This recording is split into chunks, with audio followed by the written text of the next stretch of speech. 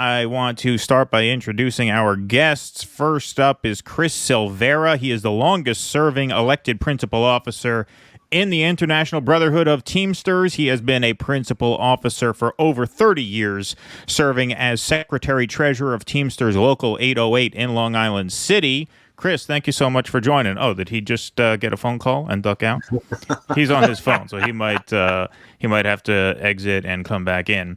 But we also have Ike Nahem. Ike is a retired Amtrak engineer involved in various activism, including Cuba solidarity activism. He's also a writer who can be found at Counterpunch, Dissident Voice, The Black Agenda Report, and elsewhere. And he is also, very importantly, a member of Railroad Workers United. Ike, thank you so much for joining us. Thank you for having me. Excellent. Chris, you back? Yes, I'm back. All right. Perfect. Thank you, bud. All righty. So you guys met Russell, my co-host, at the Railroad Workers Rally outside Grand Central Terminal in New York City. So I'm going to toss to Russell here to kick this interview off. You want to just explain how you met these guys, and then you can get us started. Yeah, they were doing an amazing, incredible rally outside of Grand Central Terminal that really brought together a lot of representatives from different parts of the labor movement. You had everybody from the airline pilots there to the new Amazon labor union there. Just incredible solidarity. A lot of what was very interesting to me about the rally is it was very anti-democratic party.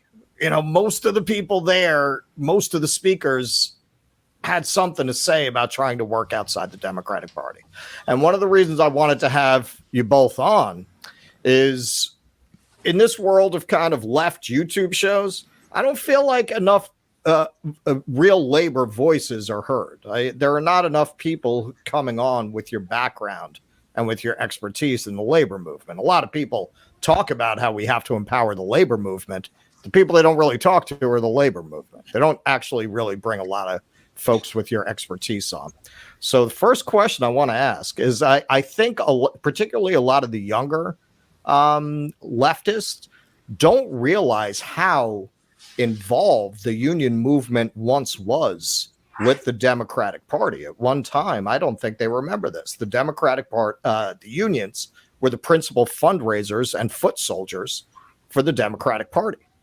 Do you all want to speak a little bit to that and why that changed? Because I don't think anybody would think of the unions and the Democratic Party that way today.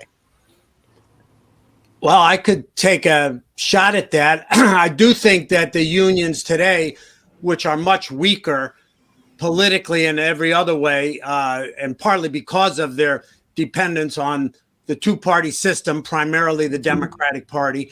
But I still think today they are a lot of the foot soldiers for the Democratic Party mostly. And I think today they still raise a lot of money and waste a lot of union members' dues on contributions to overwhelmingly Democratic candidates. But the roots, but it is true that back in the, going back to the 1930s, when you had the tremendous labor upsurge that really led to the organized labor movement in the United States going from 1%, 2%, 3% in 1932, 33 to 35% of the entire workforce by the late 30s. And a lot of that support inside the labor movement was channeled into an alliance with Roosevelt's Democratic Party that had enacted some reforms that were in the interests of labor. So the possibility of independent labor politics, independent of both big business parties, the last time it was posed concretely would have been out of the 1930s labor struggles. Yeah, Chris? Yeah, so, you know, in the 30s and the 40s and the 50s, you know, certainly you have to do business with government, right? Congress, whatever. But those union leaders at that time had more connection with the membership. The leaders today have more connection with the political class, more so than with the membership. and they serve the political class. They're considered to be the junior partners of the Democratic Party, and so they will subsume the members' will to placate the interests of the Democratic Party. So half the members now are sick and tired of Democrats and Republicans. Even a lot of the people that went with Trump are sick and tired of politics as usual. These people actually, if you presented and could stand up tomorrow, a Labor Party would desert the Democratic Party, they would desert the Republican Party and join the Labor Party. The workers are highly offended by what's going on today. Well, we are also in, if I can say, a new period, especially with all the conditions that mushroomed in a negative way for the working class during the pandemic. But what Chris is talking about is a phenomena in the working class in terms of its consciousness, but also in broad layers of U.S. Society. I mean, the organized working class, but broad layers of U.S. society, because in the case of the labor movement, it's really a case of unrequited love. You know, as much as the union officials and the leaders of other social movements, progressive social movements, look to the Democratic Party, they generally get kicked in the face, and it's really unrequited love. I agree with Chris that if the unions, which is the one social force in society that has the resources and the potential power to head a independent labor party or independent political action in the interests of working people broadly, in the interests of small business owners, in the interests of family farmers, in the interests of African Americans, in the interests of the most immigrant workers. I do think that would resonate greatly in U.S. society. And we're going to see, I think, in the going into the 2024 elections, which thank God is not going to start. Maybe it's probably already started. I should. We're in it. Sadly, but we're in it. You didn't buy those Trump NFT cards yet? You didn't get yours? Right. I hope one of the developments will be that we will see more fissures, fractures, divisions under the pressures of what I think is a developing working class upsurge in the United States and other advanced capitalist countries to deal with these horrible conditions of work and pay and inflation and all these other factors. I mean, I really hope you're right about that, because certainly 2016 was one of those fissuring points, right? And it seemed like that was only going to get worse. But I've written about this a bit and talked about this a bit. It seems like since 2016, a lot of opportunities for change have been shut down. And in that way, the political climate has just kind of been smoothed over in a bad way, right? Mm-hmm. George Floyd protests, right? People flooded the streets. Black Lives Matter, great. Defund the police. Oh, no, can't do that. Shut that down, right? We thought that the pandemic would be a time to really reevaluate our priorities as a society. Turns out that didn't really happen, right? The 2020 campaign, when you saw Biden and Trump debate, they were literally competing over who was going to do less, right? Moderator, Joe Biden, do you want socialized medicine? Trump, yes, you want socialized medicine. Biden, no, I don't. Or fracking, no, I'm not going to be, right? So we seem to be in a paralyzed moment, and I worked a seasonal job at a UPS warehouse, which is a union warehouse. I was only seasonal, so I never got admitted to the union. But what I sensed in that atmosphere was political detachment and despair. And how big an obstacle is that to you guys? Because you guys obviously have a lot of fire in your gut. That's why you were at the rally. You can hear it when you talk. How big an obstacle is that sense of hopelessness and that sense of stalemate, that sense of inertia? Kilimanjaro. All right, well, that's good. It's like climbing. It might not be as bad as Everest, but it's certainly as bad as Kilimanjaro. Well, the members... I mean, I'll give you. I mean, this real strike. The what could have been potentially a real strike. And just look at how the leaders of the BLET and the leaders of some of these other unions colluded, right? Because, I said this at the thing, we're blaming Biden for implementing this agreement. But you're the one that made this tentative agreement back in September when they all went down to the White House and had a burger with Nancy Pelosi and, went to see Joe Biden and whomever. And, the leadership, the pressure the entire time was on the union to bow down. Right. And the leadership thinking they're going to gain. Oops, he must have gotten a phone call. He'll be back in a second. Well, maybe Ike, go ahead. Yeah, you want to jump in there, Ike? Point.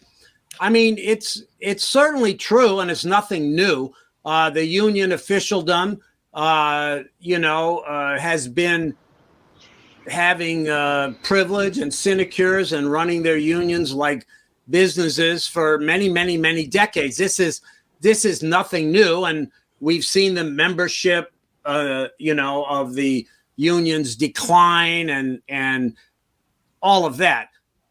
Yes, all the things you're describing, Keaton. Alienation. There's polarization. There's all kinds of space, but this is the crisis of, the two-party system, and in the context of, shifting relationship of forces internationally.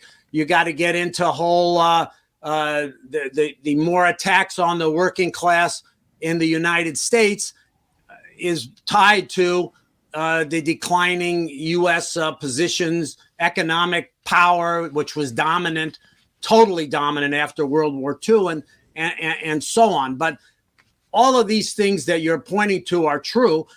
But there's also, for example, the George Floyd protests. All of these things show the potential for struggle and the potential to move forward.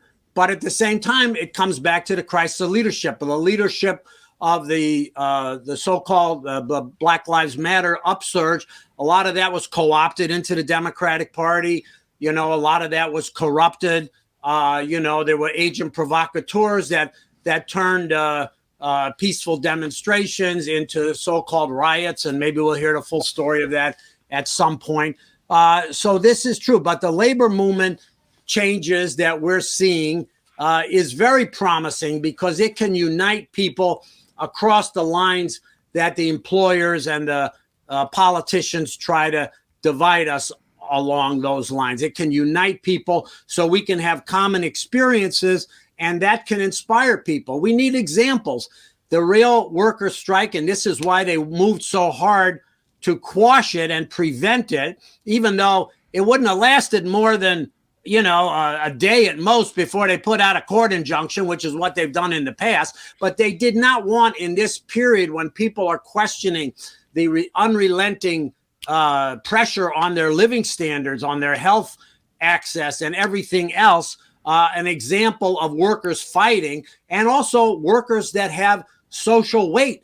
If Starbucks workers, the most oppressed layers of the working class, can get inspiration, that tells you something. But when railroad workers that are generally considered more or less the elite, even though, we give up a lot for that so-called status, are willing to go into action and use their weight, that shows the power that the working class has. Yeah, I mean, I'm sorry. Chris, go ahead. Right. So I missed some of it because this call knocked me off. But so I think that we are so far away. I think we keep disappointing workers. I think the Starbucks workers are in fact showing a way more tenacity, way more militancy than what's happening in the real industry.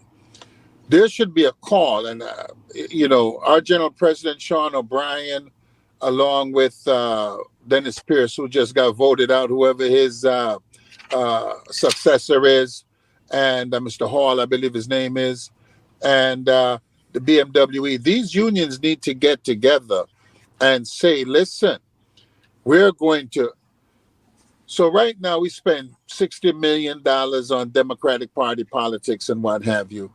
We need to be telling every worker once a month, we're going to have a meet your congressperson meeting. We're not going on strike. We're coming to Washington, D.C. one day in every month to meet with our congressional leaders to discuss why we have a difficult time giving up 7 lousy sick days in the 21st century in America for a group of workers whose entire workday is outside. Snow, rain, hail, pick a calamity in weather, and we're out in it. And this is what's going to bind the worker back to the union when the worker sees the union taking the actions necessary to defy unjust laws or bills or whatever they choose to call the implementation of this agreement. The workers have to resist. The workers have to say, hell no, I'm going to come and see you once a month, which means once a month the railroad will be shut down, right? And call upon the Congress to say, listen, if you don't want this continual disruption, then you find it inside that building to pass a bill that gives me 7 sick days, or I'm going to F you till that kingdom come. And I mean, this is how you end up into the point where you start talking about general strikes and what have you, where you say, if you touch them, we all going down. You know what I'm saying? I mean, I hate to bring up January 6th, but I mean, they were pursuing a lie and they're pursuing a con game. But the fact of the matter is sometimes, I would never desecrate Congress, but there are other ways to do this. There's sometimes when you have to take matters into your own hands. This is how we won in the 30s and how we won in the 40s. That's why they then created all these different laws, Taft-Hartley and whatnot, to chain us down, right? You got to defy this program. We cannot just sit here every day. I'm a trackman, and on Metro North we had to go through some hoops, and we finally ended up getting sick days and what have you. But it took having the right to strike, right? And 10 years from now, when they get another presidential emergency board, they're going to implement again, and they won't have any sick days. And 10 years from now, when they do it again, they still won't have any sick days. At some point, you have to say, F this, right? And you got to make that stand. 100%. I mean, look, you mentioned January 6th. Obviously, I agree with the substance behind the George Floyd protest a lot more than I agree with the substance behind the January 6th protest. But if you notice, look at the actions that are now being taken against a lot of those January 6th people. Throwing an obviously mentally ill guy, the guy who, wore the helmet and the face paint, locking him in a cage for 5 years, right? There's a guy in Orange County, lives here, used to own a tattoo shop, right? He was one of the Oath Keepers. They're talking about trying him for sedition and locking him up for, God knows how long. I mean, they're throwing the book at these people in a way that I don't think is fair, honestly. I don't think the guy in face paint should be locked in a cage for 5 years. I just don't. All right. But this is part of the smoothing over of the unrest, right? I mean, it happens on the left. It also happens on the right, right? They're trying to make an example of these people. We're not going to tolerate movement outside the system. And that's what I think we're up against, really. Right. But you can still have movement within the system, right? Well, sure. I don't think it's a question of, I think it's important from the point of view of what advances the interests of working people. I understand your point, Keaton, and obviously this government tries to use its repressive agencies in ways that set precedents by going against people sometimes that are particularly odious, but we don't need to identify in any way, with what we're talking about. No, I'm not talking about identifying with them. I'm just talking about exactly what you said, how the system makes examples of quote unquote radicals, whether they're left or right. That's all I'm saying there. Well, but what I'm talking about is what we need to do to rebuild the labor movement, to get to the point where we can pose the questions that Chris is posing, a much stronger labor movement than what we have now, because we have been so weakened by this dependency on the two-party system, by this separation between the union bureaucracies and the rank and file workers, all the things that Chris has spoken about. But to rebuild that movement, it can only come out of struggle, and it has to be mass struggle. It'll take the form of strikes. It'll take the form of mass demonstrations. And we need to keep the moral high ground in terms of our discipline and so on. Personally, I think the politicians in Washington know very well what is percolating. What will affect them is not sort of lobbying and stuff like that. What will affect them is when they see, united struggles by working people that reach out to the community, that reach out and show the power of the labor movement and to unite the whole society that's alienated. I remember during the Amazon struggle that led to the big victory in Staten Island, I remember a poll where I read where they said that something like 69% of people that voted for Trump supported the struggle to unionize Amazon. Right. I mean, that tells you that, the lesser evil, a lot of people, they have their own reasons. To me, I don't think it's any more bogus to have illusions in some demagogue like Trump than it is to have illusions in somebody with Biden's record. I think it's far less bogus, to be honest with you. Far less bogus. It's an illusion either way you look at it. And our job is to break down illusions, not to adapt to them. Right. So let me be very clear. I did not want our workers to assault the Capitol and storm the building or and smear feces or do any of those things. But our continued existence as a YouTube channel thanks you. Yeah, right. Exactly. I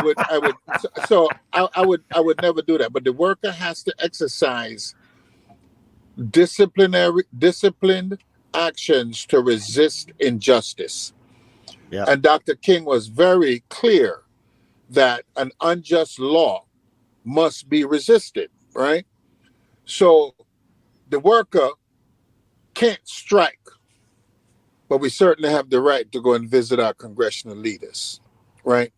And the unions between the AFL, Change to Win, and the collective of all these unions have enough money to fly them in, bus them in, and those close enough can drive in to put 50,000 union workers in Washington, D.C. one day every month, right? Well, Which even means once that every 2 months or 3 months. I'd like to see a one call for all the unions to descend on Washington, D.C. and demand a whole series of demands. I would love that idea. That's exactly what we need. Okay, so that call is actually going out in the new year.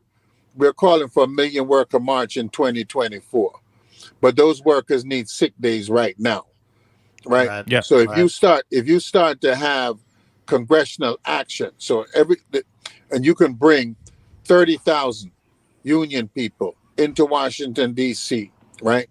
So they're going to camp out on the steps of Congress. Their fancy guys are going to go into the building and lobby as they do, but they're going to see that. But what happens that day is no trains moved, right? Right. Which means that they just lost $2 billion. I'm not on strike. I'm just going to see my congressional leader. The next month, I'm going to do the same thing. And the following month, I'm going to do the same thing until you figure out that you're going to give me at least 7 sick days, and then we will have a smooth operation. So what they did with this thing was, and you watch what happened, they count votes. They knew those 7 sick days were going to fail. That's why they split the 7 sick days off from go back to work, right? Right. And that's why they made go back to work the first one they voted on, and the sick days be the second one that they voted on, right? And so everybody can throw up their hands, Democrats, I did my thing. And Joe Manchin says, well, you always knew I was a scumbag. And the 3 Republicans who have a lot of railroad workers in their states say, well, I voted for it and I'm off the hook, right? But the workers still don't have 7 sick days. And in 2021, in a post-pandemic America, it is a crime for any worker to not have sick days. And I'm telling you what's failing people is that they're going to, like New York City has a law that gives workers 5 sick days, right? Well, if you start depending on the politician to give you what you need, then I don't need to pay union dues, and it becomes the movement to destroy the labor movement. Just worry about me, take care of the Democratic Party, take care of the Republican Party, and we'll take care of you, right? When at the end of the day, both parties are taking the workers straight off of a cliff, right? Because these guys are pulling trains that's 2 miles long. Yeah. 2 miles long. And this is not lumber that if it derails, it just splatters across the street. This is fuel that can burn down a whole town. This is chlorine that could suffocate everybody for 100 miles. This is serious business. So to say that we're going to wait, that we're having a call for a Million Worker March in October of 2024, but this is immediate. And if our leaders, our General President Sean O'Brien, and other unions all say, hey, listen, we're going to contribute to this fund. And the Teamsters have $350 million for strike benefits. What does it cost to fly in 50,000 people into Washington, D.C.?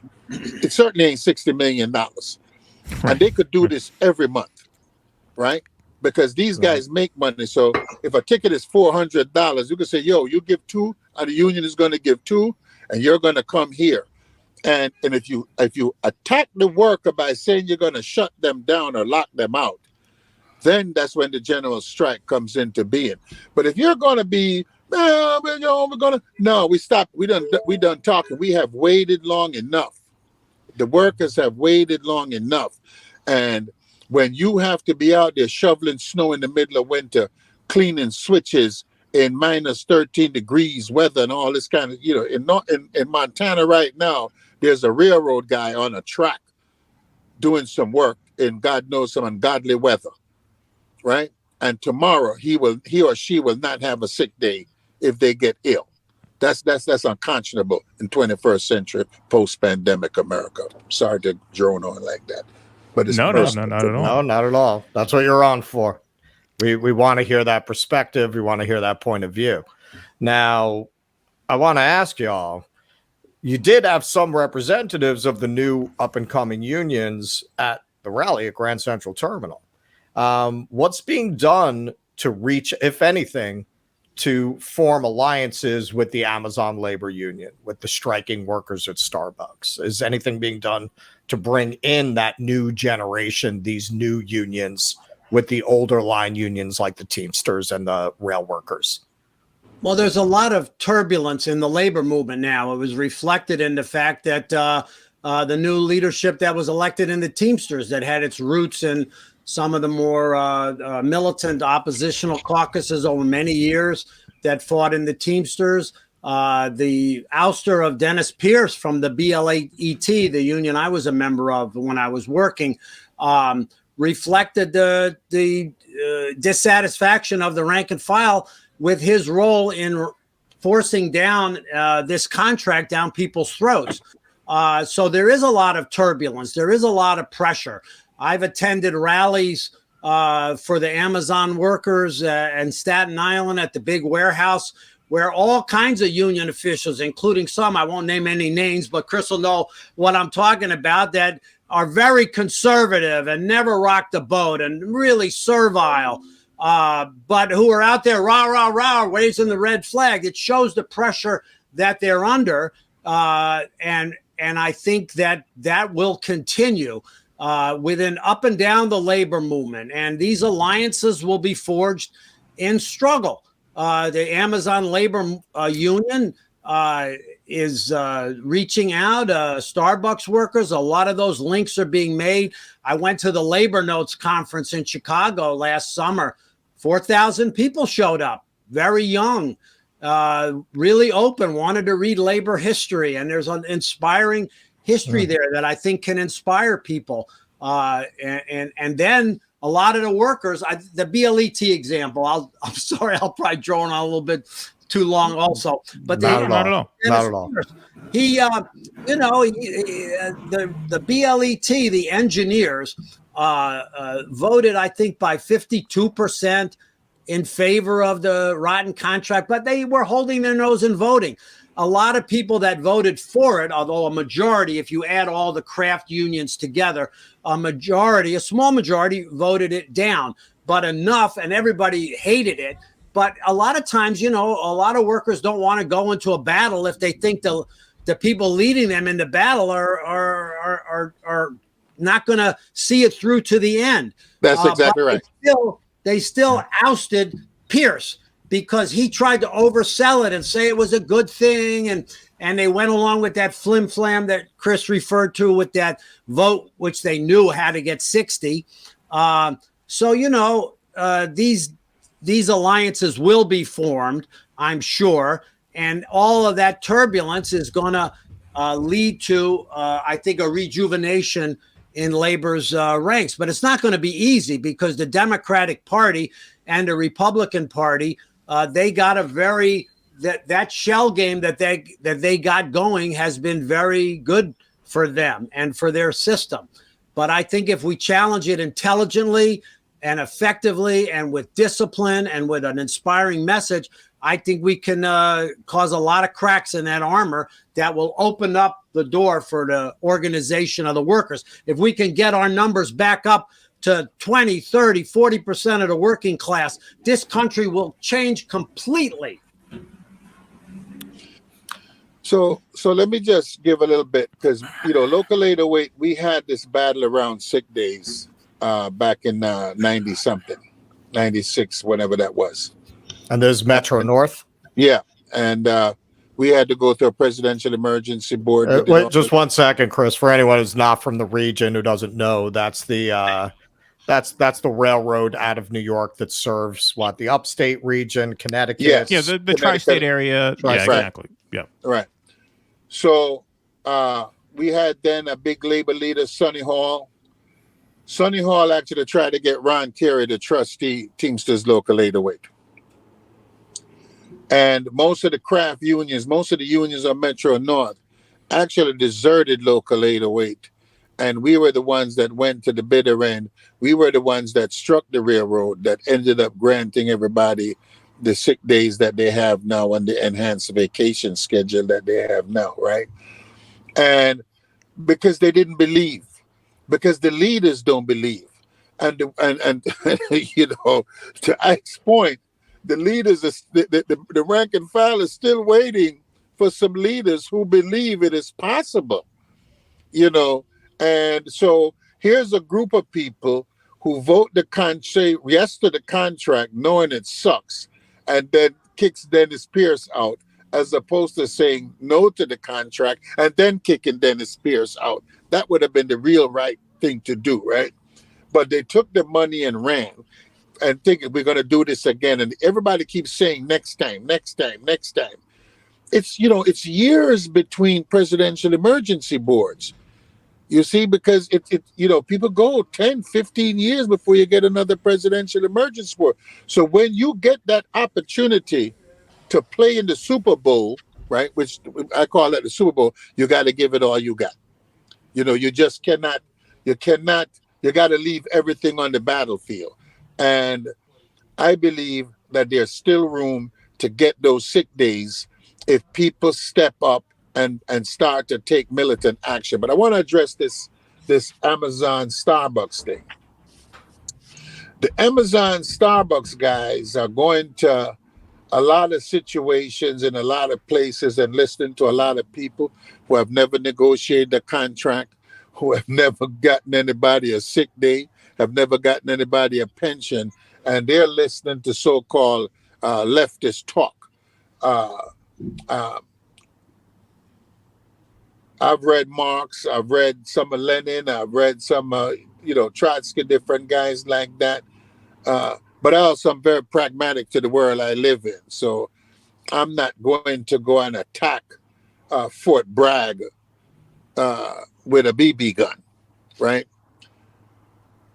Right. The Amazon labor union, if the Teamsters right now are in a hole building process to try to take on Amazon. So here's what I'm going to tell you right now. Amazon is too big for the Teamsters by themselves. They're going to have to carve up Amazon and deliver some work, I'm just going to make up the, RWSDU, you take these guys. Teamsters are going to take those guys. You're going to take those guys. You're going to take those guys. Now, do you mean based on region or what they do within Amazon? It could very well be regional. It could very well be based on the type of work they do. I mean, there's something to be figured out, right? But I don't think any one union can just jump on Amazon and win that wrestling match right there. Right. If you look at what happened after Staten Island, right? So we reveal in this victory in Staten Island, right across the street, Bernie Sanders came, AOC came, Sarah Nelson came, all kind of people came. They lost, right? They went up to Albany. They lost. There was some guys used to be Teamsters that formed an independent union, and they went up to some spot in Jersey. They lost. Bessemer, they lost twice, right? So there's something that's keeping these workers from doing what they themselves know they're supposed to do, right? They know they're supposed to be in a union, but there's something that's not being communicated. And Chris Smalls and that group, Yep. they're not going, and I've been marching with them from day one. They're not going to win this on their own. They don't have the resources to win this on their own. And that's just reality. Well, yeah, I mean, I think the thing in their way is part of what we talked about, half hour ago. It's that Mount Kilimanjaro, as you said, right? Yeah. It's just that overall sense of stalemate, I think, is a big part of it. Yeah. But Russell, you had a question. It's number 6 on our cheat sheet there that I want you to speak to before we let these guys go, because it's important and you were at the rally. And so why don't you take that and then we'll go from there. This is a big question. I'm really fascinated to get both your perspectives on.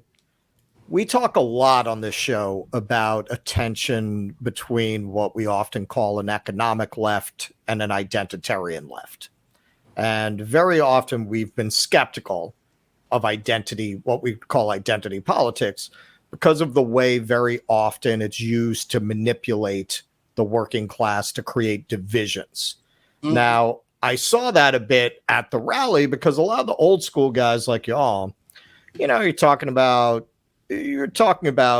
race issues and Malcolm and that kind of thing. And then somebody came on much later who started getting into a more identitarian, less class-oriented view, and they were kind of shunted off pretty quickly. I don't want to call anybody out. So right. Very, very vague about it.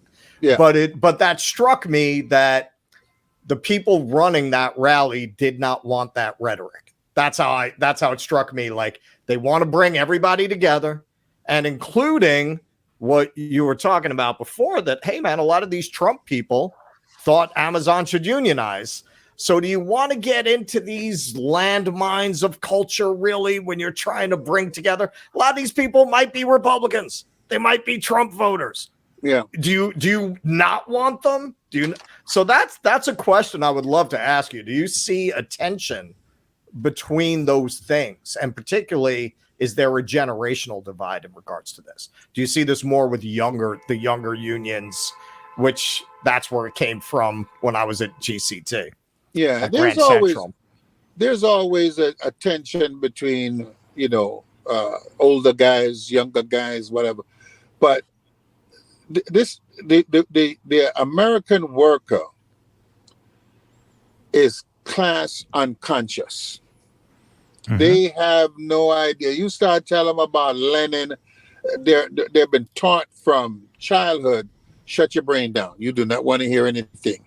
And I give you some personal experience. I was a steward at the time, and I'm on a bus before I took over the local, and before we took over the local, excuse me. And we're talking about, man, we should have sick days. We should have this. We should have that. And a guy named Jack Daniels, dear friend, Jack Daniels says, I can't call him that anymore because he went to rehab.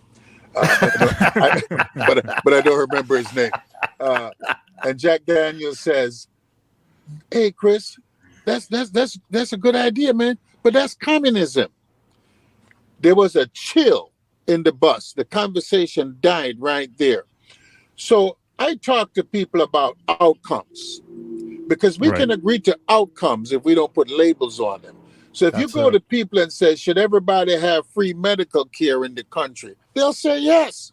If you tell them it's socialized medicine, they'll say no, right?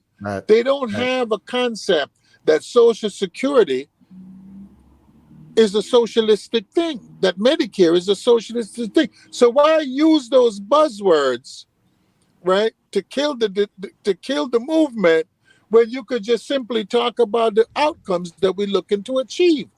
So you have these people who are steeped in Marx and steeped in Lenin and steeped in Trotsky and Mao and whatnot, but they have never spoken to someone that have never read one of those books. And if you ain't never read one of them books, they ain't even talking to you either, right? So I talk to, I bet half of my members on Metro North are Trumpsters. But I can talk to them about issues that affect them without putting a label on it. Then I go to them, I mean, right here in Brewster, there's not even one black guy in that shop. And I can talk to them and I'll say, hey, Sleepy Joe. And by just calling him Sleepy Joe, I can continue a conversation that they would have shut down if I said President Biden. You understand the point I'm saying? They know That's why I love Let's Go Brandon. I love Let's Go Brandon. I say it a lot. I make jokes with them about I'm all for it. You know, because you have to get them to understand this is the outcome we're looking for. I think the way that workers will be won over and will, I worked in industry, in the railroad industry, in freight and in passenger. I was also a track person in the Washington Metro system. So I did all the things that Chris was talking about before, sweeping out the switches and all that. And, in my 30 years of, observing and participating and having discussions all over the place, because in the cab of a locomotive, sometimes, you're getting into some pretty deep discussions with your coworkers. I would say that consciousness is very uneven and very contradictory and always subject to all the pressures of capitalist society on them to atomize them and for politics to be shunted into that two-party shell game. But at the same time, I'm totally convinced that the way that workers will overcome these divisions that the employers and the bosses try to impose on us based on race, job status, immigration status, sex, gender, all the things that in the absence of a fighting labor movement that could unite the working class, liberal and conservative and reactionary politicians use these wedge issues and these identity issues. These really originate more with the right and the liberals, and all this virtue signaling and stuff like that. So the way that those things will be overcome is not, I don't think, I wouldn't counterpose. I'm not an identity person, but everybody has their identity and everybody has their history and everybody has their experiences. And when they're in struggle, that is how they will overcome that. I worked in an industry and I wrote a long essay on this about racism in the rail industry, a review of the book, Brotherhoods of Color, that people can look up in Dissident Voice. And, the use of racism to divide. The Railway Labor Act created these white job trusts. How was that overcome? I worked with the first engineers, black engineers, that were not hired until 1969, because of the civil rights movement. And those guys put up with a lot of, I can't say the S word, I guess, in their days. But eventually, and through struggle, that when people were working together, I saw this the same thing when I worked in a United Auto Workers plant. I was part of helping to organize shipyard workers in Newport News, Virginia. I remember one white worker that had a Confederate flag tattooed on his arm, and he was pro-union. And then the next I heard about him, he had spent a lot of money and was in a lot of pain getting that damn thing scrubbed off because he was pro-union, and he worked with his black co-workers were pro-union. So these things are overcome in struggle and common experience. Right. Not Absolutely, some abstract, academic, ideological. Exactly. Believe me, That's right. I don't That's know right. how steeped I am, but I've read a lot of Marx too, and I consider myself a socialist. I don't think it hurts the argument. You should avoid jargon, and you should avoid superficial arguments. But you should also tell the truth about the class relations in society and who benefits and all of those questions. And I think one thing about the young generation today, they're grasping towards getting a class politics with this identity stuff. But if they can see the limits of that, and they can have people that can explain how to win those things and fight the whole working class, I think they'll increase their consciousness, so to speak, as we used to say in the 60s, instead of woke. Right. Exactly. Yeah, right. Well, those are two perfect answers. I got to say, Chris is making me nervous because I know we're getting some really nasty weather up in our neck of the woods, and you're in the car, and that sky is looking worse and worse out the window behind you. So I want to wrap in just a minute so you can get home safe. But before we wrap, do you guys want to let people know where they could stay in touch with you, where they can find you at, where they can follow your work? Chris, go first since you got to get home before you get stuck. I see the lights on in your car now. If you need to jump, I'm about 45 minutes away. So if I kill your battery, just text me. I'll come get just you. Got to look up Teamsters Local 808 and connect with me. I'm not really into that social media stuff. I've not been that fancy yet, but they reach out to Local 808. I'll reach back to them. You know what I'm saying? Excellent.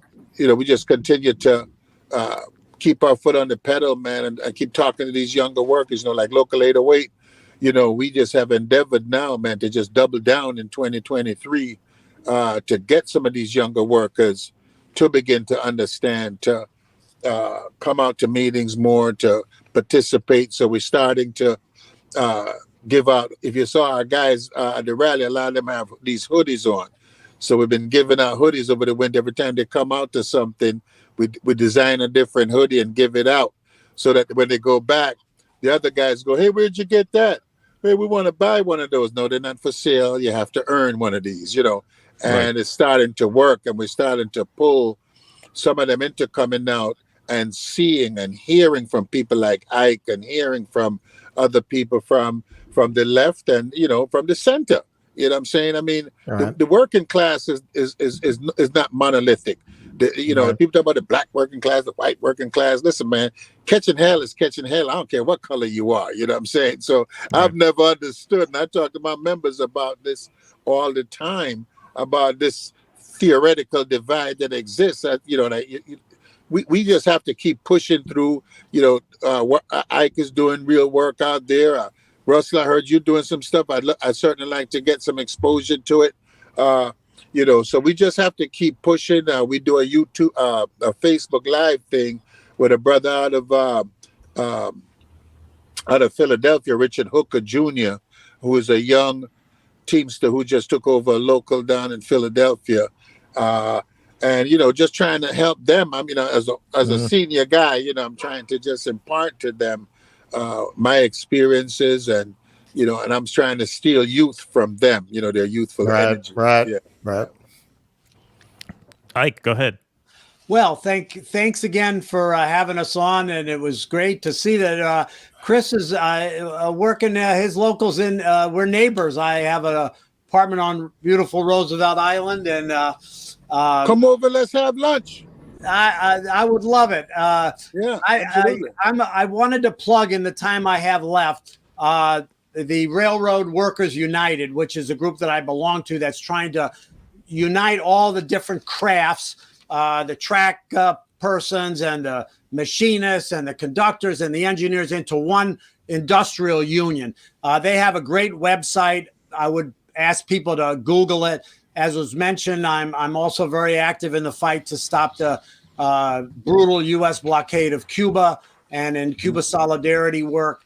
And if people would like to look at our great website, us-cubanormalization.org, that would be great. And I'd just like to end in terms of the theme that we're developing today of really independent working class action and rebuilding the labor movement. I like to quote from the great Malcolm X, who's behind me here on my wall, where he said the difference between the Democrats and the Republicans is the Republicans stick the knife in your back 6 inches and the Democrats pull it out 1. He says even if they pulled it out all the way, it would still be leaving a wound. And I think the truth is that today in the labor movement, the beginning, the first baby step towards solving the tremendous problems that the American working class faces is to get some political independence and stop relying on this two-party shell game to solve our problems, because it ain't going to happen. Because as Malcolm said also, a chicken cannot produce a duck egg. Thank you. Please clap.